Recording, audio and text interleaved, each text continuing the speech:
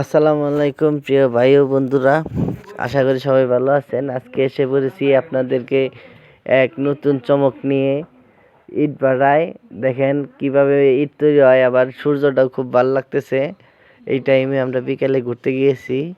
দেখেন আপনারা সবাই দেখেন কেমন করে ইট বানানো হয়। এই যে আমার সামনে মাটি দেখতেছেন, এই মাটি দিয়ে ইট বানানো হয়। এই ইট দিয়ে আমরা বিল্ডিং করি, এক এক ডিজাইন করি, কিন্তু এই মাটি দিয়েই আমরা এই ইট বানানো হয়। আমরা এসেছি সেখানে যেখানে ইট বানানো হয়, ইট ভাটায়।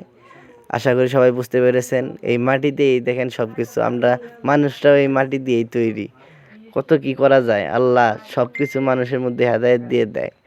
আপনারা সবাই দোয়া করবেন। এখানকার শ্রমিকদের জন্য অনেক শ্রমিক আছে যারা তাদের অনেক পরিমাণ কর্মস্থলে যেভাবে কাজ করে, খুব পরিশ্রম, এই রৌদ্রের মধ্যে কাজ করা হয়। আপনারা তাদের জন্য দোয়া করবেন।